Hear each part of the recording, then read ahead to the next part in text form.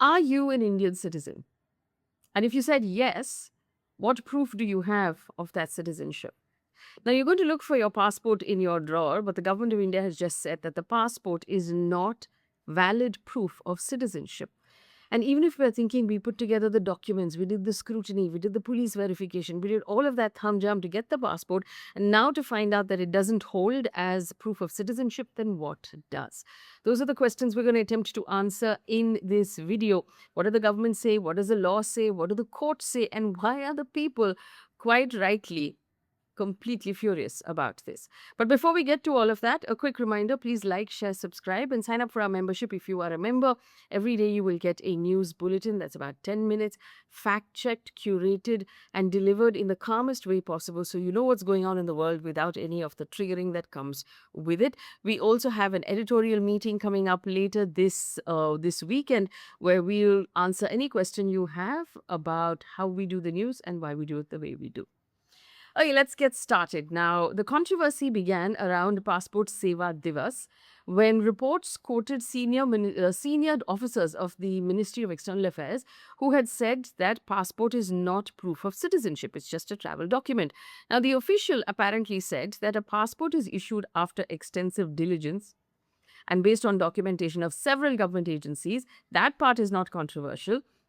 But the line that blew up was the fact that they said passport itself is not conclusive proof of citizenship. And obviously, when that came out, sweet hell broke loose. Because for most people, this sounds completely absurd. If the government of India has given me the passport after checking my identity, my residence, my place of birth, my education, my parents, everything, then what else is left to check? Lyricist Javed Akhtar commented and said the position is absolutely absurd. From the opposition, Aditya Thackeray questioned whether what this does to public trust in the passport itself as a document. Kapil Sibal questioned whether ordinary Indians are asking if the passport doesn't prove citizenship, then what really does? And this controversy, you must remember, doesn't come in a vacuum. If we zoom out a little bit, we remember that in West Bengal with the SIR process, a lot of people were not allowed to vote. And in Assam with the NRC process, a lot of people are being told that they're not citizens at all. So if my passport doesn't prove that I'm a citizen, is there a gray area that is being left open to decide whether or not we're citizens in the future? Now, this controversy is not coming in a vacuum. Obviously, if you zoom out a little bit, you'll remember just recently in the West Bengal elections during the SIR process, many people were not allowed to vote. 91 lakh people were not allowed to vote because they didn't have the documentation to prove that they were actually citizens.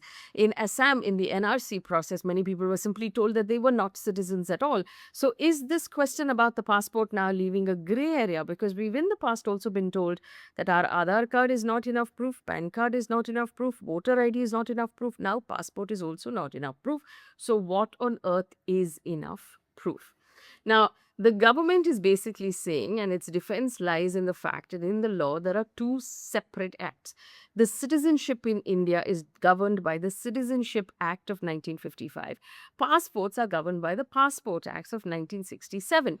In other words, one law decides your legal status as a citizen. The other one, the government gives you a document to allow you to travel internationally. So the government is arguing that these two things are not the same thing. That's the core argument, that a passport may be issued to you if the government is satisfied that you're entitled to one, but your citizenship, if it's ever challenged legally, then the passport is not adequate. Now, this is where the law becomes a little technical and troubling, right? If we look at what the law says. Now, under the Passports Act, in Section 6(2)(a), authorities are supposed to refuse a passport to an applicant if you are not a citizen of India. So that sounds pretty straightforward. That means that if you've given me a passport, I am a citizen of India. There's another provision under Section 20 of the Passport Act, which basically says that in public interest, the government under certain circumstances might in fact issue a passport or a travel document to a non-citizen. So this could happen maybe to stateless people or refugee people who are stuck in India who need to travel, a foreign spouse or a non-citizen parent, or people who are effectively stateless. So these are people who would come under the Section 20 specification. But because that provision exists, the government's argument then becomes more potent, saying that the law allows us to issue passports to people who are not citizens, and therefore the passport cannot be treated as an absolute. So passports are explicitly say, and this is a very symbolic point, if you look at it, it says property of the government of India on the face of your passport. And it also says that it must be surrendered to the government of India if it is so ordered. So basically, this means that it is actually a document issued to you by the government, and the government can take it back whenever it wants. So citizenship can't actually be taken back from you if you have citizenship, which is why the passport also then becomes inconclusive. What have the court said? Let's take a look at a case from Bombay High Court 2013. Now, in that case, individuals had produced documents to prove that they were, in fact, legal citizens and not illegal migrants. They had brought birth certificates, Aadhaar cards, and passports to the court. The court was not persuaded by these documents. The prosecution argues that the birth certificate may show that a person was born in India, and other documents may show that you live in India, but it doesn't prove that you are a citizen of India. Now, in the broader principle, the court emphasized that citizenship questions must be determined by the Citizenship Act of 1955. So, in that particular case, the court decided that Aadhaar, PAN, voter ID, all of these records prove that you are an active resident of India, but it does not prove citizenship. So, let's then ask what proves. What is citizenship? At what point do you get citizenship in India? Not with your Aadhaar, not with your voter, not with your PAN card. So, the uncomfortable answer is that we don't have a single rule. Like, for example, in the US, if you're born in the US, you become a citizen. That is not how it is in India. We don't have one universal single citizenship document, and we don't have a citizen rule. So in India, basically, you can get citizenship either through birth, through descent, to registration, neutralization, or incorporation of territory. Now, what this actually means, and let me break this down. Let me take this a little slow. If you were born in India after January 26, 1950, when we became a republic, and before 1987, you are a citizen by birth. If you were born after July 1st, 1987, then at least one of your parents needs to have been an Indian citizen at the time of your birth. If you were born after December 3rd, 2004, then the rule becomes stricter. You have to be a citizen by birth.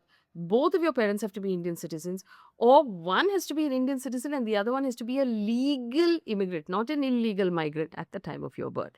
Which means that to establish citizenship, documentation could vary depending on who you are, where you were born, when you were born, who your parents are, and what part of the Citizenship Act actually applies to you. Now, for years, as Indians, we have accumulated documents, right? So all of us in our cupboards have all of this paperwork that we have kept. That we never know who's going to ask at what point. So you've got marks cards, and you've got passing out of school certificates, and you've got birth documents, and you've got all of the houses that you've ever lived in, and your proof of your parents and things like that. And all of it right now, it's because of this reason, because actual citizenship in India is this slightly overlapping, slightly confusing thing, and there is no one simple document. So the voter ID shows that you are on the electoral roll and you're enrolled as a voter. Now, I can argue that if I'm not a citizen, how are you putting me on the voter roll? Because only citizens can vote in India. PAN card is for tax administration. It means basically that you pay taxes. And if you're taking taxes from me and I'm not a citizen of India, ration card means you have access to welfare. Aadhaar card establishes your identity and your residence, but not your citizenship. So basically now we have all of this documentation, but nothing conclusive to actually mark out our citizenship. And this is why people are really disturbed by it. Former diplomat Nirupama Rao said it quite eloquently. She basically said, for most Indians, the passport is the most authoritative document that the Republic issues. It carries the name of the Republic of India. It is accepted worldwide that it verifies the bearer's nationality. And in ordinary life, it remains the strongest evidence of Indian nationality that most people will ever possess. So that is why this debate is creating so much alarm. Ordinary citizens are reading into this government status as basically a wolf whistle. What does this mean? Aadhaar will not save you, voter ID will not save you, PAN will not save you, now passport will not save you. It feels like there is a gray area that is being built around our identity that tomorrow could be used to negate us. And that is something, it's a valid fear, really.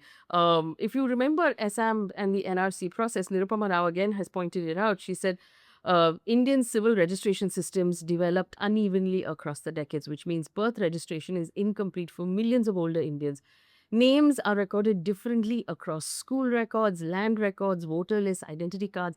Spellings have varied, ages have varied, parents' names tend to vary. Women have to move homes after marriage, they have to change their names after marriage. This causes a lot of complication. When you move states, languages change and things are translated from English to the local language to another local language. Spellings change as well. So the Assam NRC showed what happens when citizens become hostage to paperwork.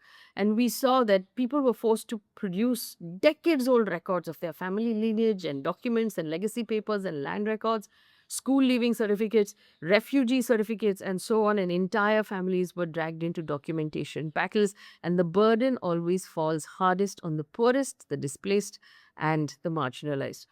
Fundamentally, this is what has gone horribly wrong. The government has messed up the communication, and this is what I believe. Now, legally, maybe the government has an idea that it has arrived at in order to make this statement, but you can't just say this. I just leave it to interpretation. You can't turn around and tell people that the most conclusive document you're holding in your hand is not adequate. What does that mean? Does it mean that our passports are not trustworthy? Will the rest of the world trust our passports now if India doesn't trust our passports? Like, you need to fill in those blanks. You can't drop this statement in this kind of a political environment where you've already created enough of a mess in Assam and in West Bengal. There's enough confusion about, hey, am I going to be next on that list? You have to be conclusive and clear about your communication, saying, yes, we are saying this about our passports because. And quite frankly, none of us can figure out what that because is or what the alternate is. And the larger problem in India is that we don't have a clear, simple, universally accessible framework for an ordinary citizen to prove their identity. This is how Aadhaar started. Remember, I mean, I was there when the cases were in court and people were arguing about Aadhaar, and the guys who were designing Aadhaar said we built a wall around it, so now the data is safe. That's actually true. You should look that up. But effectively, Aadhaar was argued to be this one conclusive proof of identity. One would assume that if it can prove my identity, then it can also prove my citizenship. Apparently, it can't, because the Aadhaar system is garbage in, garbage out. Everybody knows that there are many people who can make Aadhaar cards for you, which is completely fuzzy. And so when that happens, then it cannot be a conclusive proof of identity. And now you have a passport which is not a conclusive proof of your citizenship. And that is really confusing and worrying. And the Indian government needs to come out, specifically the Ministry of External Affairs and whoever else is involved, Home Ministry needs to come out and clarify what they actually meant by this. If there is a plan in place, please tell us what that plan is. If you're introducing a new form of identity that we are now going to have to apply for and stand in line, please tell us what that is as well. Because leaving gaps in the minds of public is the worst thing you could possibly do, because people will automatically go to the worst case scenario. The worst case scenario is you've left this sort of gray area where there is room to tell us tomorrow when we stand in line to vote that we're not really citizens and so we shouldn't vote. So if I have a voter's ID, that should make me a citizen. If I've paid taxes for the last 25 years, that should make me a citizen. Or if I, for example, have an Aadhaar card, or if I have a passport, if I have been born here, if my parents are here, fix on something, decide on something, and communicate it with us. Let me know in the comment section if you believe that we need to have a new identification, if we need to just pick one identification that we already have. It does seem, if you were to ask me, I would say the passport is the most solid piece of identification we have. Why is that not enough? Let me know what you think.